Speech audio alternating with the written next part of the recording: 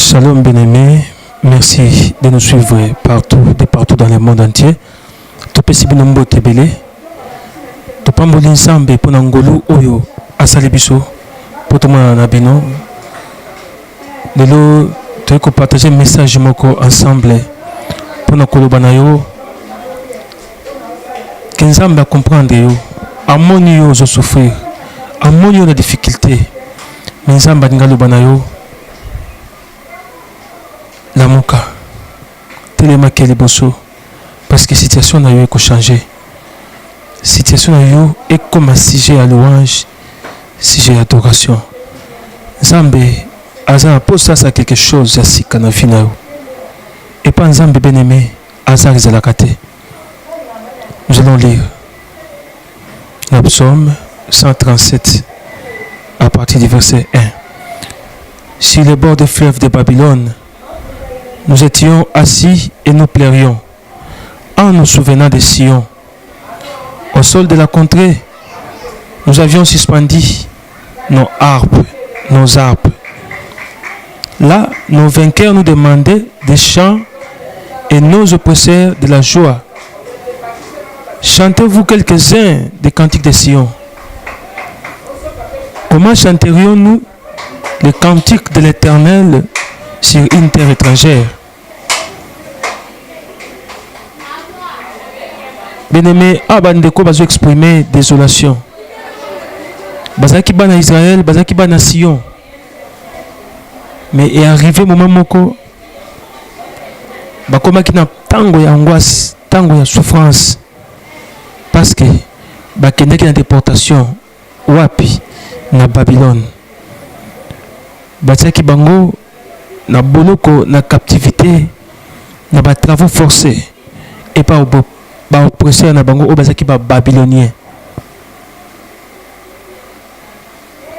Ekoki pe ozaka na yo vie ezalaki malamu, makambo bana marche bien, mais soudain okomi traverser la période difficile. Ozaki kokaba ozaki na baninga melelo lokola pote kauka banzizi bakima lokola bakoki sila bami basundola yo ezala opasi. Lelo okomi kolota bandoto mabe, okomi lelo problème lobi problème et biloko oyo bandaki kozwa facilement et pas na yo komi difficile. Na lobi na yo lamuka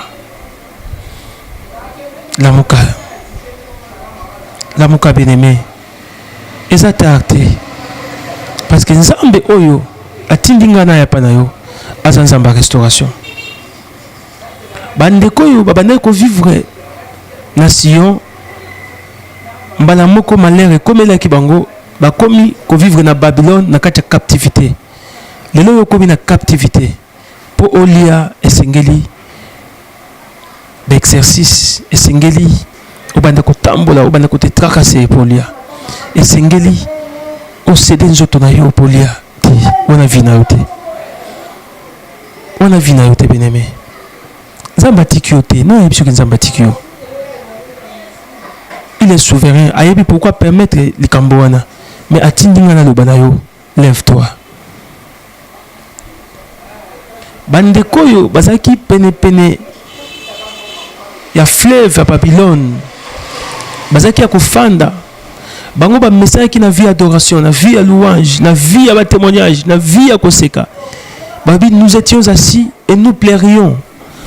Bakomaki ya kofanda musala bango komaki tongo kolela midi kolela butu kolela pongezo yate oleli pe mingi bien-aimé moye olala eza te pongezo yate okanisi trop nde ozalaka na nde okomeli parce que ozokanisa Sion, ozokanisa vie ya kala, ozokanisa ndenge ozalaki na moyen, ozokanisa ndenge ozalaki na libala, ozokanisa ndenge ozalaki na Congo, ozokanisa ndenge ozalaki na Europe, ozokanisa ndenge ozalaki na Amérique, ozokanisa tout.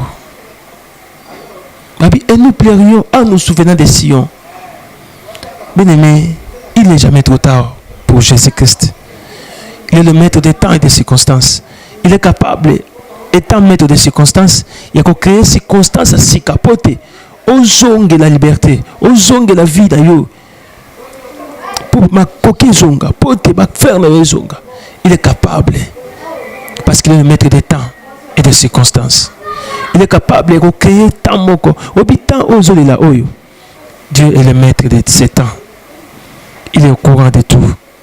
Et là, comme mon côté dans la vie, ils ont échappé. Ils ont contrôlé la nuance.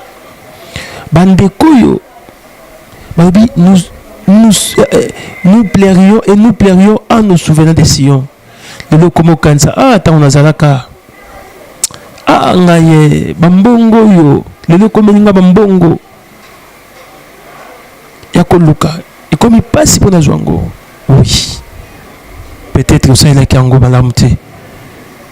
Mais il va esa fatalité. Peut-être au dépenser qu'ango n'a pas futilité. Peut-être au dépenser qu'ango na assassinat, na baba, na kuboma, na kotonga. Au dépenser qu'ango na masanga, na botel. Mais cette fois-ci, ça m'a restauré vie na yo. Si ton cœur te condamne, so yobi ko dépenser qui mbongo ma bé. Buka mabolongo le banzambi limbisanga naza mwana unayeba kite lona sosoli limbisanga nalingi opesanga so chance oui nzamba linga opesa chance babi en nous souvenant de Sion ba oppresseur babana ko senga bandeko yo babi chantez nous quelques cantiques de Sion. Boyembela biso na banzembo ya adoration, banzembo ya louange, banzembo ya acclamation, ba témoignage. Mais bandeko balobaki, comment chanterions-nous dans une terre étrangère des cantiques de l'Éternel? Ozomona po yo oyemba louange, po yemba adoration comme ngambo, po bandako kumisa nzambe comme ngambo, po bandako témoigner nzambe comme ngambo, po ba retrouver ce sourire na monoko comme problème. T'es bien-aimé, nzamba za bomoy. Atana boloko adore l'Éternel. Bandeko pona bango bamona kike lokola bana pasi moye ba adorer zate. Bien-aimé ezaka na yote. Pona lokola bilamba nyonso komi akala okenda so église te. Yo zaka boyete. Les cambos ont traversé, ils ont esengeli tinda yo pour sa pepe dans nzambe. Ata les papa wana ata kana ilamba moko wana kende pa nkolo nzamba za posa na yo luka nzambe beneme pourquoi kenda so église te eza yo te yo zaka boye te beneme yo bana kolongola yo ozaka mwana nzambe ozaka mutalo sambo pourquoi ba dimanche nyonso ba samedi nyonso ba mercredi nyonso komika ba rendez-vous moko boye souviens-toi beneme mutlo kola yo libanda yesu esimba te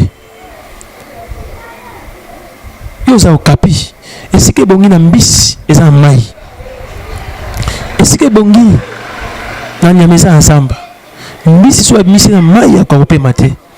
Mais pourquoi yo lingo bima musika na yesu à cause ka yo kozanga wana à cause ya likambo yo à cause ya statut na yo te. Il est capable parce qu'il est maître des temps et des circonstances. Il est capable, bien-aimé.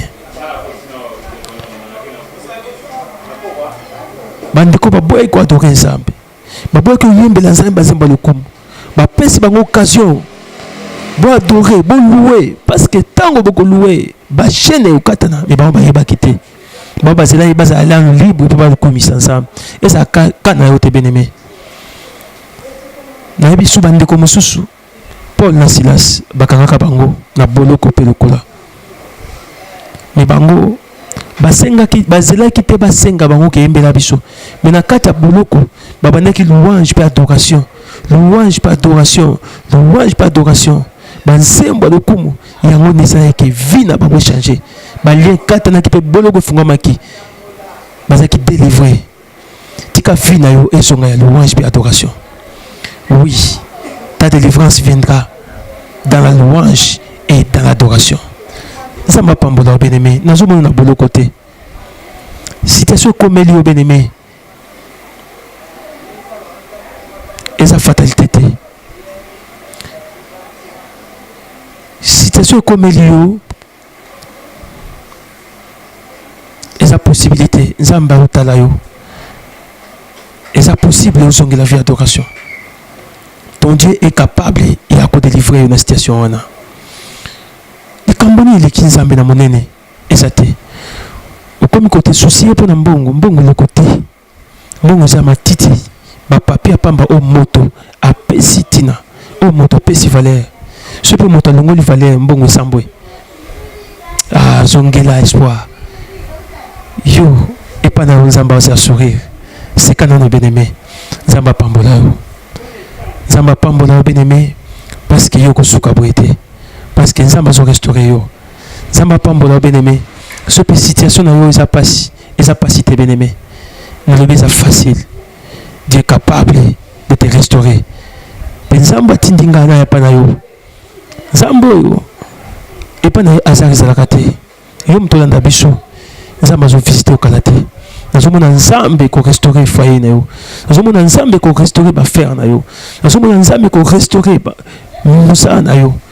Kala mingi te bazo visite yo. Cheka na yo yo moko sambeli omoni ke kokite benga biso na plus 243 81 21 36 050. Nzamba lola apambola bino, nzamba lola apambola o bien-aimé. Nazomona yo na niveau mosusu.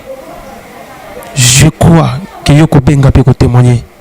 Tikankolo a visité yo. Il est écrit, ne vous inquiétez de rien. En toute chose, faites connaître vos besoins à Dieu. Tali sa posa pas nzambe, non no sambelité. Tali sa posa yo par des prières. So sali prière, oui. Banasiko supplication. Ce que la supplication est simbité, c'est l'action de grâce.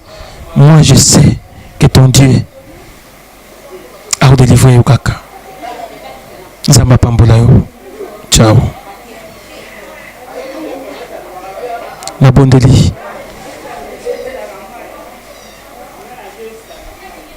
Moi, j'ai pris pour ma sœur. J'ai pris pour mon frère. Ayena posana epaina yo. Tu as dit, venez à moi, vous tous qui êtes fatigués et chargés, et je vous donnerai du repos. T'as la bien-aimé à sa fatigué dans la situation. T'as la bien-aimé à sa fatigué, à sa chargé. Makambo comme les mingi, à sa chargé. Ayo pa na nzambe, na implore nzambe atinda ngai. Na kombo na Yesu Kristo akufaki na Golgotha.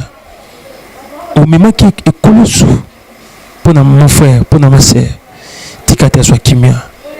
Merci pour le repos. Au pesi bien-aimé nanga. Le comprendre que mbozonga pa na nzambe. Merci parce que ndeko nanga kotatola ka mingi te. To bondeli bona kombo na Yesu.